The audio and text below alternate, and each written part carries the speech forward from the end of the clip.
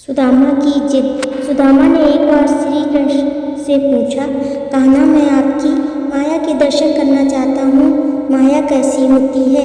श्री कृष्ण ने टालना चाहा, लेकिन सुदामा की जिद पर श्री कृष्ण ने कहा, अच्छा कभी वक्त आएगा तो बताऊंगा।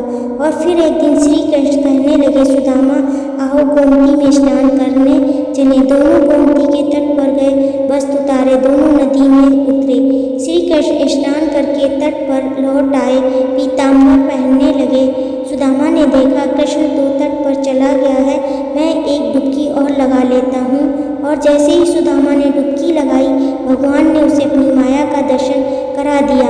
सुदामा को लगा गोमती में बाढ़ आ गई है, वह बहे जा रहे हैं। सुदामा जैसे तैसे तक घाट के किनारे रुके, घाट पर चढ़े, घूमने लगे। घूमते घूमते गांव के पास आए, वहाँ एक हथिनी ने उनके गले में फूल माला पहनाई। सुदामा हैरान हुए, लोग इकट्ठे हो गए। लोगों ने कहा, हमारे देश के राजा की मृत्यु हो गई है, हमारा नियम है राजा की मृत्यु के बाद हथिनी जिस भी व्यक्ति के गले में माला पहना दे वही हमारा राजा होता है। हथिनी ने आपके गले में माला पहनाई है, इसलिए अब आप हमारे राजा हैं। सुदामा हैरान हुआ, राजा बन गया। एक राजा कन्या के साथ उसका विवाह भी हो गया, 2 पुत्र भी पैदा हो गए। और एक दिन सुदामा की पत्नी बीमार पड़ गई, आखिर मर गई। सुदामा दुख से रोने लगा। उसकी पत्नी जो मर गई थी, जिसे वह बहुत चाहता था, सुंदर थी, सुशील थी। लोग इकट्ठे हो गए। उन्होंने सुदामा को कहा, आप रोए नहीं, आप हमारे राजा हैं, लेकिन रानी जहाँ गई है वहीं आपको भी जाना है। यह मायापुरी का नियम है। आपकी पत्नी को चिता में अग्नि दी जाएगी, आपको भी अपनी पत्नी की चिता में प्रवेश करना होगा, आपको भी अपनी पत्नी के साथ जाना होगा। सुना तो सुदामा की सांस रुक गई, हाथ पांव फूल गए। अब मुझे भी मरना होगा, मेरी पत्नी की मौत हुई है, मेरी तो नहीं, भला मैं क्यों मरूं? यह कैसा नियम है? सुदामा अपनी पत्नी की मृत्यु को भूल गया, उसका रोना भी बंद हो गया। अब वह स्वयं की चिंता में डूब गया।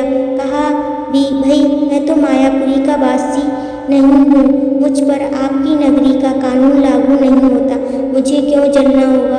लोग नहीं माने। कहा, अपनी पत्नी के साथ आपको भी चिता में जलना होगा, मरना होगा, यह यहाँ का नियम है। आके सुदामा ने कहा, अच्छा भाई, चिता में जलने से पहले मुझे स्नान तो कर लेने दो।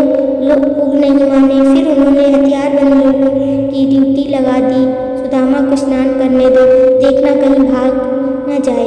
रह रहकर सुदामा रो उठता। सुदामा इतना डर गया कि उसके हाथ पैर कांपने लगे। वह नदी में उतरा, डुबकी लगाई और फिर जैसे ही बाहर निकला, उसने देखा माया नगरी कहीं भी नहीं।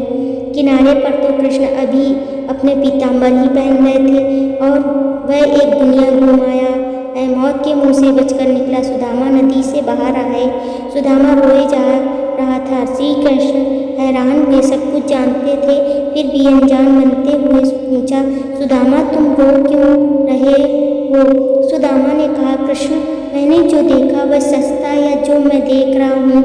श्री कृष्ण मुस्कुराए, कहा, जो देखा होगा वह सच नहीं था, भ्रम था, स्वप्न था, माया थी मेरी, और जो तुम अब मुझे देख रहे हो यही सच है। मैं ही सच हूँ, मेरे से भिन्न जो भी है वह मेरी माया ही है। और जो मुझे सर्वत्र देखता है, महसूस करता है, उसे मेरी माया स्पर्श नहीं करती। माया स्वयं का विस्मरण है, माया अज्ञान है, माया परमात्मा से भिन्न। माया नर्तकी है, नाचती है और नचाती है, लेकिन जो श्री कृष्ण से जुड़ा है वह नाचता नहीं, भ्रमित नहीं होता, माया से निर्लेप रहता। वह जान जाता है, सुदामा भी जान गया था, जो जान गया वही श्री कृष्ण अलग कैसे